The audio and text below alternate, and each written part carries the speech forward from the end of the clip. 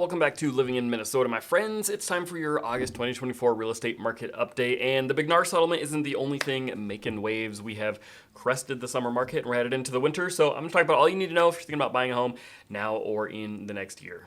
So why don't we get right into it, starting with our month supply of inventory. Now, you already know this one is going to be that relationship between are we in a buyer's market or a seller's market, and we've just seen that trend continue. Now, fortunately, a lot of what we're going to talk about is there were no big surprises this month, still important changes, things we're keeping our eye on, but fortunately, there's no huge surprises. So as we look at that month supply of inventory graph, you can see we stayed at 2.2 month supply of inventory.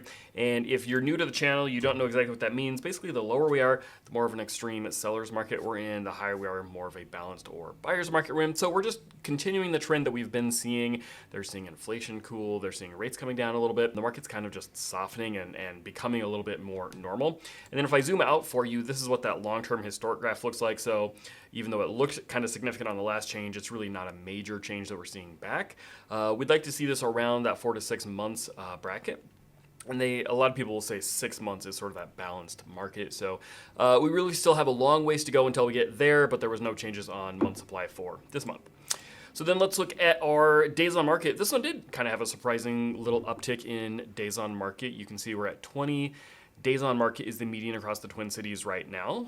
That was up 2 from last month. So kind of a surprising uptick in a way. I will say sometimes the data doesn't necessarily reflect what I'm feeling as I'm working with buyers day to day or sellers day to day.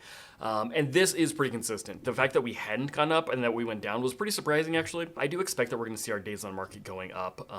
It's somewhat seasonal, but this is the rolling 12-month average. It certainly will go up a little bit as we go into the winter months when buyers pull out, but sellers are left in the market.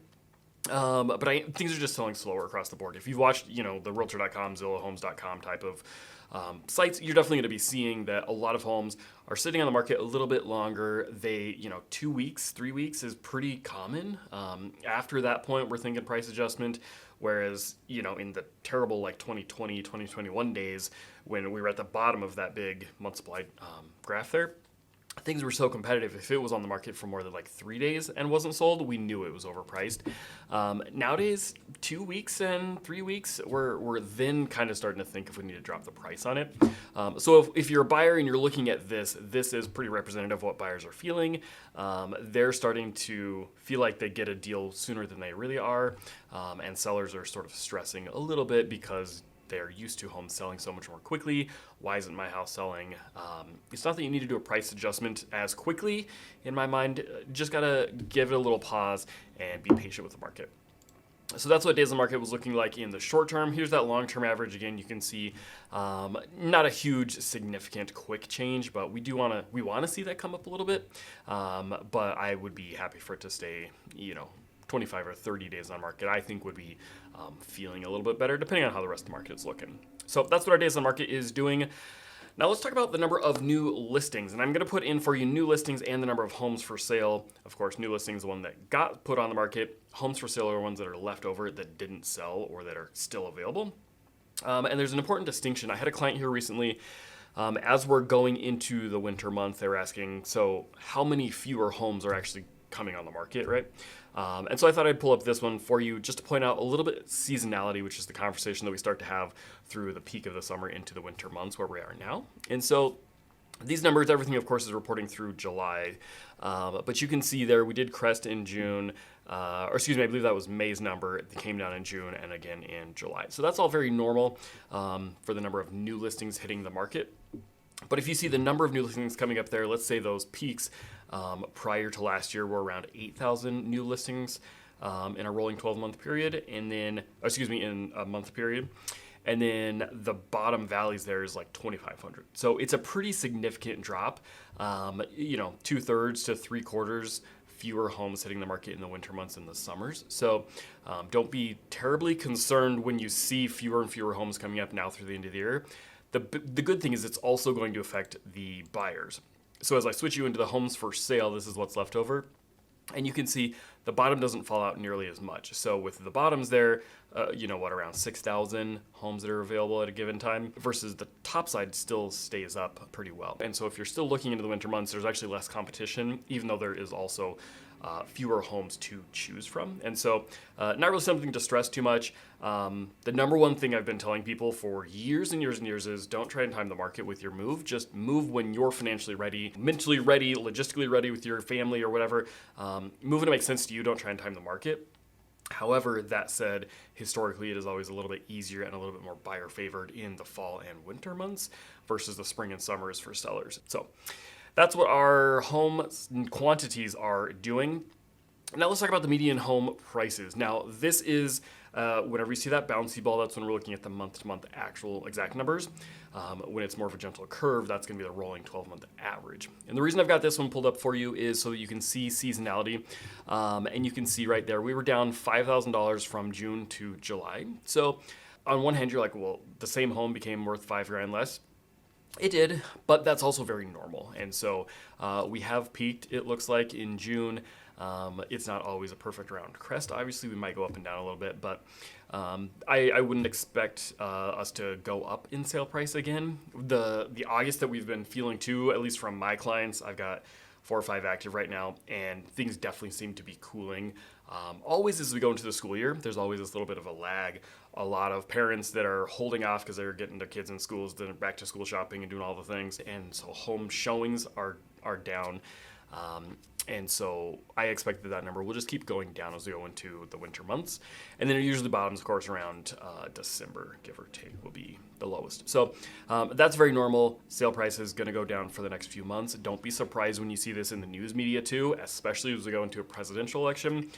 Whichever party is going to say, oh my gosh, prices are down so far because the Fed lowered rates too much, or whatever it is. You've really got to block all of that out. We just want to look at the hyperlocal data, exactly what's going on in the Twin Cities, and how does that compare to every other year. You can see literally every winter we go down. So don't let that concern you too much. And then the one thing that's been really exciting is interest rates. Now we're at 6.5%, as you can see right there. We were touched below that. I think I saw 6 3/8 at one point, so that was fantastic. So again, it sort of continues the trend, which we did see last month as well. We're seeing those interest rates coming down finally. We've expected it to for a while. The inflation numbers are looking better from what I'm hearing. And so we should continue to see that one slide. As we go into the presidential election, it always does anyways, but all the other indicators are supporting that trend should continue. So potentially this could be a great winter for buyers specifically, and sellers to some extent, because if home prices go down from that seasonality and if interest rates are coming down, that's going to be like a double whammy in a good way to helping buyers to be able to get into a home a little bit more affordably. And of course, the thing that I didn't pull up in here, but just in case you have any concerns with the NAR settlement, that is the big news. I'm going to be doing a live stream, which will probably be out before you watch this video. Then I'll do a live stream and answer those questions for you, and then I'll definitely post that video.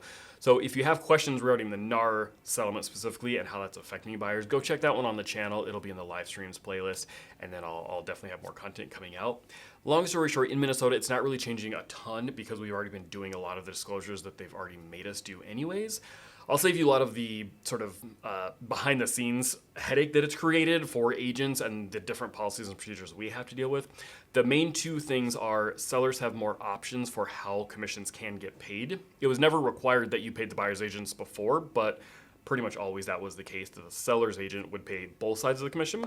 And then when you buy a house, you didn't pay anything. So it is actually kind of still fair because when you bought that house, you didn't pay any commissions almost certainly. And then when you sell it, you're paying both sides. So for home buyers, you just should be aware some sellers are going to try and take advantage of that situation and not pay out again when they sell. Some are also making the buyer's agent's commission as part of the purchase agreement as something that they negotiate within that. So whether or not they're going to pay it or not, it has to be asked in the purchase agreement, which is okay in a way for home sellers because they're like, well, who cares? You know, if the buyer's agent's going to take less than I was going to pay out anyways, then I'll save some money.